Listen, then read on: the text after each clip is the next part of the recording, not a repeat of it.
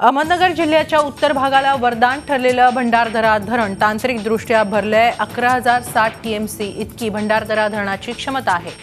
सध्या भंडारदरा आणि 26,000 टीएमसी क्षमतेच्या मुळा धरणाच्या पाणलोट क्षेत्रात जोरदार पर्जन्यवृष्टी सुरू आहे। यामुळे या दोन्ही धरणांसह निळवंडे धरणातला पाणीसाठा वेगानं वाढत आहे। तसंच वरुण राजा धोधो कोसळत असल्यानं अकोले तालुक्यातल्या सह्याद्रीच्या डोंगर रांगातून शेकडो प्रपात फेसाळत वाहत आहेत। तर रंधा फॉल, नेकलेस फॉल पाहण्यासाठी पर्यटकांची गर्दी होत आहे। पाणलोट क्षेत्रात सर्वत्र समाधानकारक पाऊस पडत असल्यानं उत्तर अहमदनगर भागातल्या शेतकरी वर्गात समाधानाचं वातावरण आहे। तुलनेनं दक्षिण अहमदनगर जिल्ह्यात अजूनही पावसानं पाठ फिरवलेली असल्यानं शेतकऱ्यांमध्ये चिंतेचं वातावरण आहे।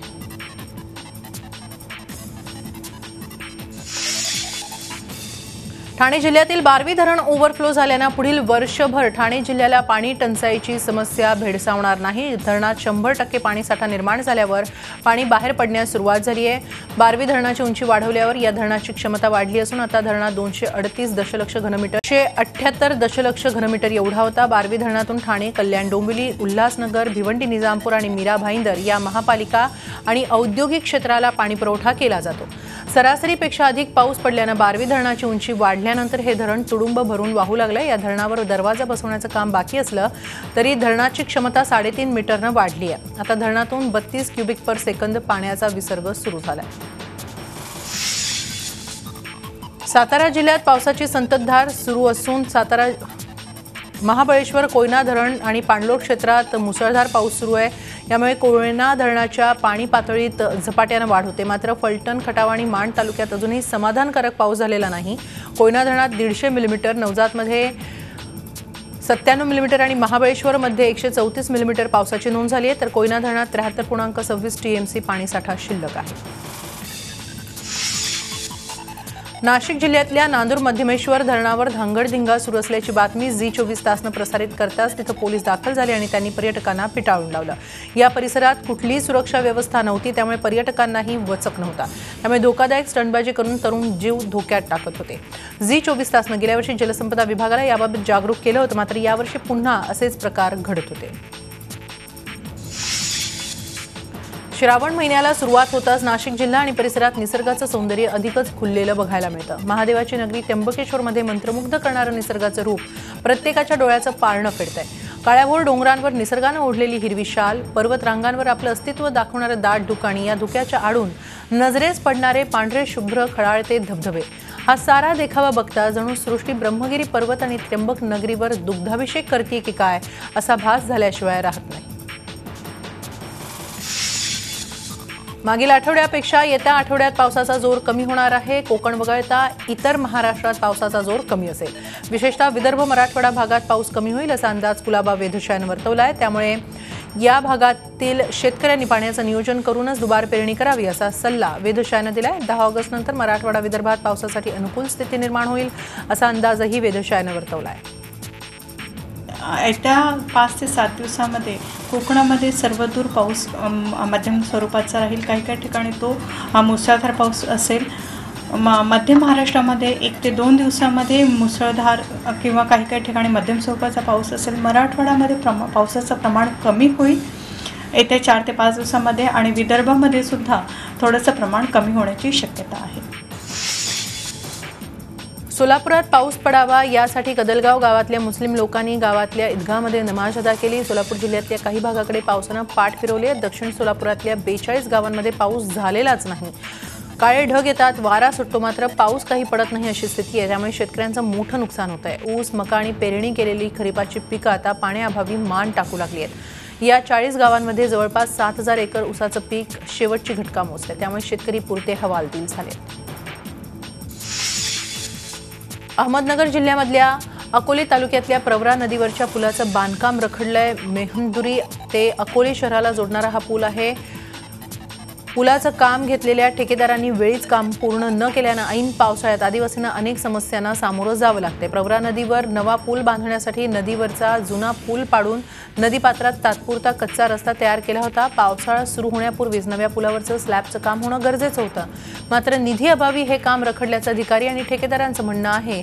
मात्र पावसामुळे नदीपात्रात तात्पुरता उभारण्यात आलेला रस्ताही वाहून गेल्यानं मेहुंदरी अकोली रस्ताही बंद पडलाय। त्यामुळे अवघ्या 2 किलोमीटरचे अंतर पार करण्यासाठी आता नागरिकांना 5 ते 7 किलोमीटर वळसा घालावा लागतोय। जळगावात पावसाळी वातावरणात खवय्यांसाठी खास भजी महोत्सवाचं आयोजन करण्यात आलं होतं। शहरातील प्रसिद्ध निसर्गरम्य अशा मेहरुण काठावर खवय्यांनी भजीची चव चाखली। कांदा भजी, मिरची भजी, मूग भजी, पनीर भजी, पालक भजी, गिलका भजी, मिक्स भजी, कॉर्न भजी, त्याचबरोबर खानदेशातील प्रसिद्ध गुलगुले म्हणजेच गोड भजींचा आस्वाद खवय्यांनी घेतला। या भजी महोत्सवात खवय्यांनी एकच गर्दी केली होती। रोटरी क्लब जळगाव वेस्ट आणि मराठी प्रतिष्ठानतर्फे भजी महोत्सवाचं आयोजन करण्यात आलं होतं।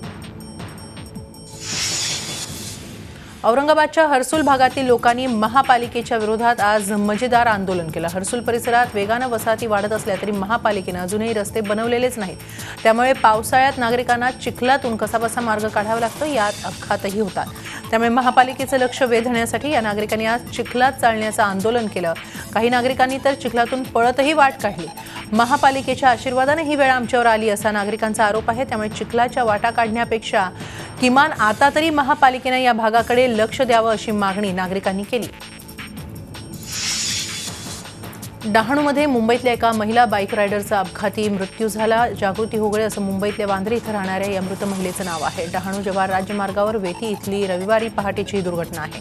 एका भरधाव ट्रकला ओव्हरटेक करताना बुलेटस्वार जागृती होगळे यांचा खड्ड्यात आदळून तोल गेला आणि ट्रकच्या चाकाखाली येऊन त्यांचा मृत्यू झाला। डहाणू जव्हार रोडवरच्या वेती इथं नवी मोरी बनवली असून याच मोरीवर मोठा खड्डा आहे। याबाबत सार्वजनिक बांधकाम खात्याकडे वारंवार तक्रारी करूनही त्याकडे प्रशासन डोळेझाक करत असल्याचं ग्रामस्थांचं म्हणणं आहे। काही महिन्यांपूर्वी मेंढवण इथं एका बाईक रायडरचा असाच अपघाती मृत्यू झाला होता। तर मुंबईतून बाईक रायडिंगसाठी येणाऱ्या बुलेट बाईक रायडर्सचा या वर्षातला आत्तापर्यंतचा हा 4था मृत्यू आहे। मुंबईत चेंबूरमध्ये एक महिला रस्त्यावरून जात असताना तिच्या डोक्यावर नारळाचं झाड पडून तिचा मृत्यू झाल्याची घटना ताजी असताना आज सकाळी दादर शिवाजी पार्क जवळील बालमोहन शाळेकडून राजाबडे चौककडे जाणाऱ्या गल्लीत अचानक एका मोठ्या झाडाची मोठी फांदी पडली। त्यावेळी लेफ्ट दिलीप गुप्ते मार्गावरील अल्ट्रा सोसायटीमधील राहणाऱ्या सौ संगीता वैद्य या त्याच गल्लीत मॉर्निंग वॉक करत होत्या। त्यांच्या अंगावर ती मोठी फांदी पडणार होती, पण नशिबाचा खेळ, फक्त 2 सेकंदांनी त्यांना जीवदान मिळालं, अन्यथा आज त्यांच्याही जीवावर बेतली होती। इंदिरा गांधी आणि शरद पवारांच्या गौरव प्रस्तावावरील वादावर अखेर विरोधकांनी तोडगा काढला। वेगवेगळ्या मान्यवरांनी वेगवेगळे प्रस्ताव घेण्याचा निर्णय काँग्रेस आणि राष्ट्रवादीच्या बैठकीत घेण्यात आला। शरद पवार आणि गणपतराव देशमुख यांचा गौरव प्रस्ताव एकत्रित असेल तर इंदिरा गांधी यांचा गौरव प्रस्ताव वेगळा ठेवण्यात येणार असल्याचं बैठकीत ठरल्याचं समजतंय। प्रस्ताव कधी आणि कोणता आणायचा याचा अंतिम निर्णय विधान परिषदेचे सभापती रामराजे निंबाळकर आणि उपसभापती माणिकराव ठाकरे घेणार आहेत। निंबाळकर यांच्या दालनात या संदर्भात बैठक घेण्यात आली। या बैठकीला मुख्यमंत्री, विरोधी पक्षनेते धनंजय मुंडे, पृथ्वीराज चव्हाण, नारायण राणे आणि सुनील तटकरे उपस्थित होते। संसदीय कामामध्ये संसदीय काम ज्यांचं 50 वर्ष झालेली आहेत, तो विषय तो महाराष्ट्र विधानसभेच्या संबंधित आहे, विधिमंडळाच्या संबंधित आहे, तर तो विषय वेगळा घ्यावा। पण आदरणीय पवार साहेबांचा आणि आदरणीय गणपतराव देशमुख साहेबांचा विषय तो आता 5 तारखेला घ्यायचा ठरलेला आहे। स्वर्गीय इंदिराजी गांधी या देशाचे प्रधानमंत्री होत्या, एक सामान्य नेतृत्व होतं देशाचं। आजही देशामध्ये म्हणजे सगळ्यांनाच आदर आहे त्यांच्याबद्दल, आणि म्हणून त्यांचा विषय हा स्वतंत्र घ्यावा म्हणून तो आता 9 ऑगस्टला निश्चित करण्यात आला आहे। शेतकरी कर्जमाफीसाठी राज्य सरकारनं पुरवणी मागण्यांच्या माध्यमातून 20,000 कोटी रुपयांची तरतूद केल्याची माहिती आज मुख्यमंत्री देवेंद्र फडणवीस यांनी दिली। दरम्यान आज राज्य सरकारनं ऐतिहासिक पुरवणी मागण्या सादर केल्या। 33,522 कोटी रुपयांच्या पुरवणी मागण्या सादर करण्यात आल्या आहेत। त्यात शेतकरी कर्जमाफीसाठी 20,000 कोटी, पुणे मेट्रोसाठी 3,000 कोटी, तर जीएसटी आल्यामुळे महापालिकांना दिल्या जाणाऱ्या मदतीसाठी जवळपास 7,500 कोटींच्या पुरवणी मागण्यांचा समावेश आहे। विधिमंडळाच्या पावसाळी अधिवेशनात अधिवेशनाला आज सुरुवात झाली। विधानसभेचं कामकाज सुरू झाल्यावर विरोधकांनी कर्जमाफीच्या घोषणा देत सभात्याग केला। पहिल्याच दिवशी विरोधक आक्रमक होताना दिसत होते। दरम्यान सभात्यागानंतर मुख्यमंत्री देवेंद्र फडणवीस यांनी विरोधकांच्या सर्व शंकांचं निरसन करू असं आश्वासन दिलं। शिवाय सरकार चर्चेला तयार असल्याचे मुख्यमंत्र्यांनी यावेळी सांगितलं। सर्व प्रकारची चर्चा करण्याची राज्य सरकारची तयारी आहे। ही कर्जमाफी जी आहे ती या ठिकाणी मोठ्या प्रमाणात आपण केलेली आहे आणि खऱ्या अर्थानं आज जर आपण पुरवणी मागण्या बघितल्या तर त्या पुरवणी मागण्यांमध्ये देखील अध्यक्ष महोदय 20,000 कोटी रुपयाची तरतूद या कर्जमाफी करता या ठिकाणी करण्यात आली आहे। आपण ज्यावेळी नेमून द्याल त्यावेळी अध्यक्ष महोदय या कर्जमाफीच्या संदर्भात चर्चाही केली जाईल आणि विरोधी पक्षाच्या सगळ्या शंकांचं समाधान देखील अध्यक्ष महोदय निश्चितपणे या ठिकाणी केलं जाईल। नाशिक महापालिकेतल्या राड्या प्रकरणी प्रहार संघटनेचे नेते आणि आमदार बच्चू कडू यांना अटक झाली आहे। आमदार कडू हे नाशिक महापालिका आयुक्तांवर धावून गेल्याची घटना पालिकेत घडली। यावेळी आमदार कडू यांनी पालिका आयुक्त अभिषेक कृष्ण यांना अर्वाच्य भाषेत शिवीगाळ करत मारण्याचा प्रयत्न केला, मात्र पोलीस आणि सुरक्षा रक्षकांनी आयुक्तांना बाजूला केल्यानं ते बचावले। नाशिक पालिकेनं 1995च्या अपंग पुनर्वसन कायद्याअंतर्गत काय अंमलबजावणी केली? अपंगांचा 3% निधी खर्च करण्याची तरतूद असताना निधी खर्च का झाला नाही याचा जाब विचारण्यासाठी आमदार बच्चू कडू अपंगांच्या शिष्टमंडळासह पालिकेत आले होते। यावेळी आयुक्तांच्या कार्यालयात चर्चा सुरू असताना आमदार कडू आणि आयुक्तांमध्ये शाब्दिक बाचाबाची सुरू झाली। या घटनेनंतर आमदार कडू यांना पोलिसांनी अटक केली आहे।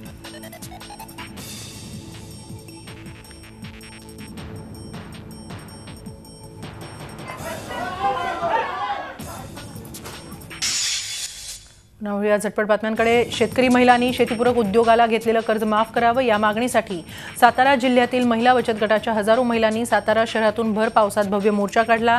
शासन कर्ज माफ करत असताना ग्रामीण भागातील कष्टकरी महिलांनी शेतीपूरक उद्योगांसाठी मायक्रो फायनान्स कंपन्यांकडून घेतलेलं कर्जही माफ व्हायला हवं या मागण्यांसाठी हा भव्य मोर्चा काढण्यात आला। मनसे राज्य उपाध्यक्ष संदीप मोझरांच्या नेतृत्वाखाली गांधी मैदान ते जिल्हाधिकारी कार्यालय असा मोर्चा काढण्यात आला।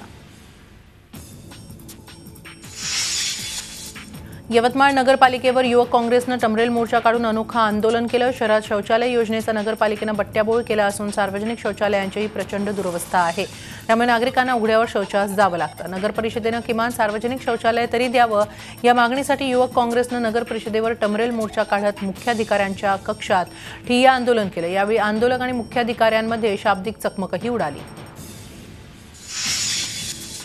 धुळ्यातील गुड्ड्या उर्फ रफिउद्दीन शफिउद्दीन शेख खून प्रकरणातील राजा भद्रा याच्या लहान भावाला शहर पोलिसांच्या पथकानं कासारे तालुका साक्री इथून अटक केली। घटनेप्रसंगी मिरचीची पूड फेकणारा हाच तो आरोपी असल्याचं पोलीस सूत्रांनी सांगितलं। आतापर्यंत या प्रकरणात अटक झालेल्या आरोपींची संख्या 2 झाली असून अन्य 9 आरोपी फरार आहेत, त्यांचा शोध घेण्यात येत आहे। कोल्हापूर जिल्ह्यातल्या कुरुंदवाड इथं 45 वर्ष जुनी असणारी पाण्याची टाकी रविवारी पाडण्यात आली। पाण्याची भली मोठी टाकी पाडण्याचा प्रकार तिथल्या एका नागरिकानं मोबाईल कॅमेऱ्यात कैद केला।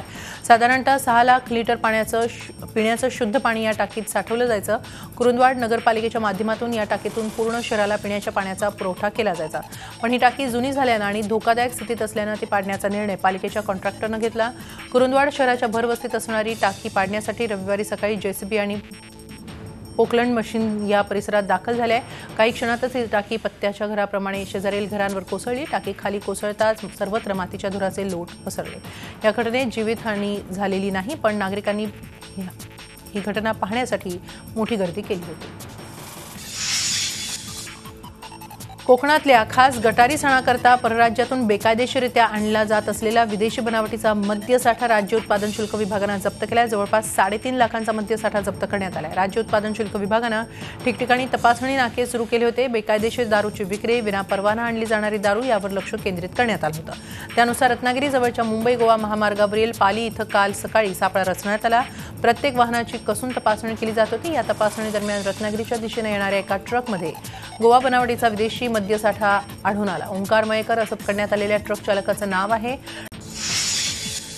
रत्नागिरी जवळच्या गणेशगुळे वाजरेकर वाडी बस स्टॉप इथं महिलेवर बिबट्यानं हल्ला केला। या हल्ल्यात सुरेखा शिंदे जखमी झाल्या आहेत। शिंदे यांच्यावर जिल्हा शासकीय रुग्णालयात उपचार सुरू आहेत। सुरेखा शिंदे सकाळी 6 वाजता भाजी विकण्यासाठी रत्नागिरीकडे निघाल्या होत्या। एसटी बसची वाट बघत थांबलेल्या असताना दबा धरून बसलेल्या बिबट्यानं सुरेखा शिंदेंवर हल्ला केला। सुरेखा शिंदे यांनी आरडाओरडा केल्यावर त्यांचे पती आणि मुलगा आला। त्यांना बघताच बिबट्यानं पळ काढला। आता या ठिकाणी वन विभागानं ताबडतोब पिंजरा लावण्याची मागणी ग्रामस्थांनी केली आहे।